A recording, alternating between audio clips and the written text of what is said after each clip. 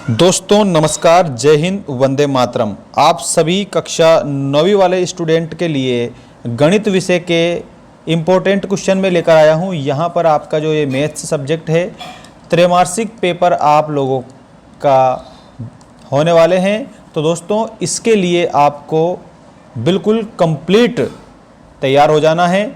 आपके त्रैमासिक परीक्षा के लिए मोस्ट इम्पोर्टेंट क्वेश्चन में लेकर आ चुका हूं। गणित सब्जेक्ट आज आपका होने वाला है। 9th का हिंदी सब्जेक्ट का इम्पोर्टेंट जो क्वेश्चन आंसर है वो हमने अपलोड कर दिया है 18 तारीख के पेपर के लिए, तो उसको जाकर आप देख लेना, ठीक है।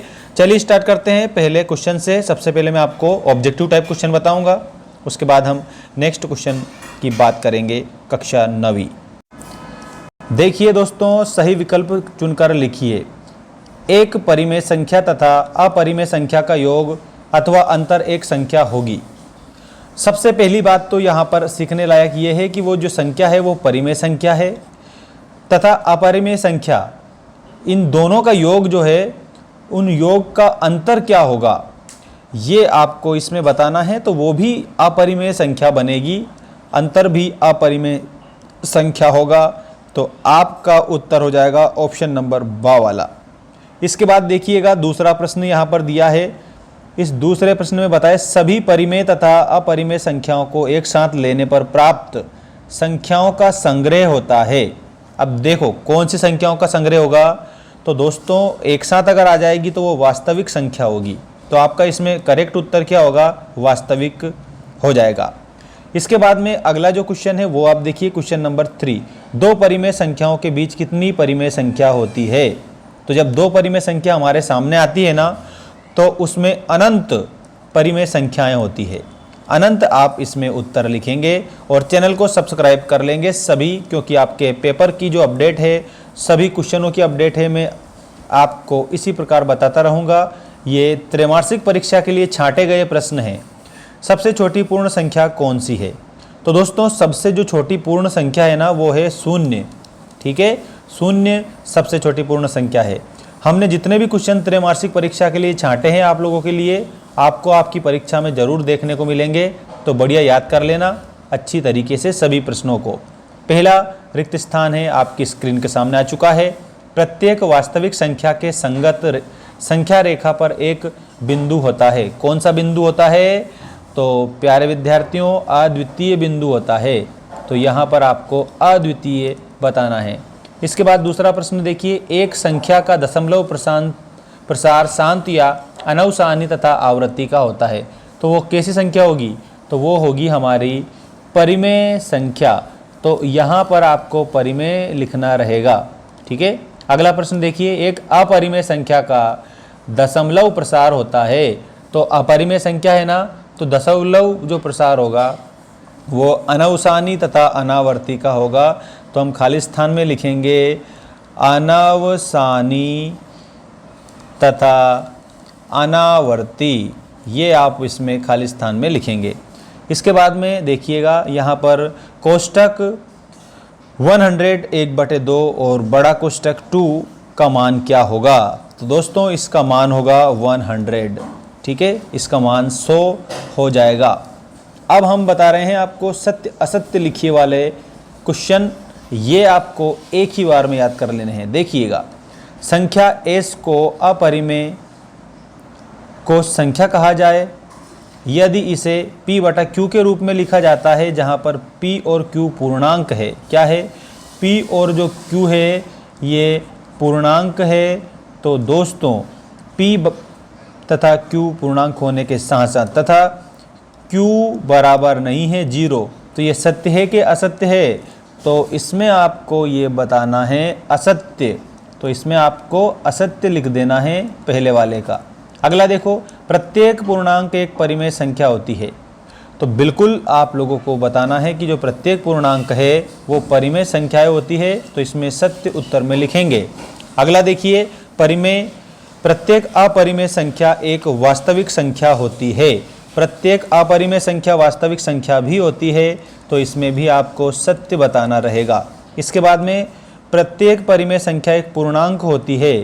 तो इसमें आपको असत्य बताना है, क्योंकि प्रत्येक जो परिमेय संख्या एक पूर्णांक नहीं होती है। अब हम देखेंगे एक शब्द या एक वाक्य में उत्तर दीजिए वाले अति महत्वपूर्ण इम्पोर्टेंट क्वेश्चंस जो हमने आप लोगों के लिए प्रस्तुत किए हैं, सभी को आप याद कर लेंगे। एक परिमेय संख्या का दशमलव प्रसार किस प्रकार का होता है? तो दोस्तों यहाँ पर शांत या अनवसानी आवृत्ति का होता है, जो मैं यहाँ पर लिख रहा हूँ ये आप नोट कर लेना। शांत या अनवसानी आवृत्ति का होता है, ये आपका करेक्ट इसमें उत्तर हो जाएगा। अनवसानी तथा आवृत्ति का होता है। ऐसी संख्या जिसे p बटा q के रूप में व्यक्त नहीं किया जा सकता है, जहाँ पर p और q पूर्णांक है तथा q बराबर नहीं है 0, तो इसे क्या कहते हैं? तो इसको अपरिमेय संख्या कहेंगे। मैं यहाँ पर आपको लिख कर बता रहा हूँ, नोट कर लेना। अपरिमेय संख्या, ये आपका इसमें करेक्ट उत्तर हो जाएगा। 1/7 का दशमलव प्रसार किस प्रकार का है? तो यहाँ पर ये जो दशमलव प्रसार है ये अनवसानी आवृत्ति का रहेगा। अनवसानी तथा आवृत्ति, ये आपका इसमें करेक्ट उत्तर होगा। इसके बाद में 1/7 और 2/7 के बीच एक अपरिमेय संख्या लिखिए। तो इसमें आपको 0.105, 1500, 15000 और 15000 इस प्रकार से हम बढ़ाते जाएंगे, तो ये हमारा इसमें करेक्ट आंसर हो जाएगा। ठीक है, अब मैं आपको सही जोड़ी बता रहा हूँ। सभी स्टूडेंट से एक रिक्वेस्ट है कि चैनल को सब्सक्राइब करके रखा करें आप, ताकि आपको अच्छी से अच्छी अपडेट हम देते रहें, हम आपको बताते रहें। कक्षा 9वीं वाले जितने भी हमारे साथी जुड़े हैं, इस वीडियो को ज़्यादा से ज़्यादा शेयर भी करना आप सबके साथ में। ठीक है, देखो सही जोड़ी में पहला 125 1/3, इसका क्या आएगा? तो इसमें 1/5 आएगा, इसको आपको मिलाना रहेगा ऑप्शन नंबर बा से। इसके बाद देखिएगा सेकंड वाला जो दिया है, इसको आपको मिलाना है a माइनस b, तो ये आपका करेक्ट उत्तर हो जाएगा। इसके बाद 12/3, तो ये करनी में दिया गया है, करनी 12/3, इसमें आपका जो करेक्ट उत्तर होगा ये 2 होगा, मतलब कि 2। ठीक है, 2 आपका इसमें करेक्ट उत्तर हो जाएगा। और यहाँ पर क्वेश्चन नंबर 4 दिया है, a की घात m है इंटू a की घात n है। इसका करेक्ट आंसर आप लोगों को लिखना रहेगा, और वो है ऑप्शन नंबर सा वाला। ठीक, a m प्लस n। इसके बाद में क्वेश्चन नंबर 5 देखिएगा। क्वेश्चन नंबर 5 का उत्तर हो जाएगा ऑप्शन नंबर आ वाला करेक्ट। तो इस तरह से जैसा मैंने आपको बताया ना, same to same as it is आपको ऐसा ही कंप्लीट उत्तर बताना रहेगा, और आप लोगों को बिल्कुल भी गलती नहीं करनी है। स्टूडेंट्स सभी को मैं बता देता हूँ, अगर आपने जरा सी भी गलती कर दी तो इसका मतलब आप लोगों को नंबर उस प्रश्न के उत्तर के रूप में नहीं मिल पाएंगे, इसलिए आपको गलती जरा सी भी नहीं करनी है। अब सारे जितने भी आंसर हैं ना, सारे आंसर मैंने आप लोगों को बता दिए हैं ये जोड़ी के माध्यम से। तो आप इस जोड़ी का स्क्रीनशॉट ले लीजिएगा। नए वीडियो में आपको मैं पार्ट 2 चैप्टर 2 के सभी ऑब्जेक्टिव टाइप क्वेश्चन बता दूंगा, जो त्रैमासिक परीक्षा के लिए बेहतर साबित होंगे।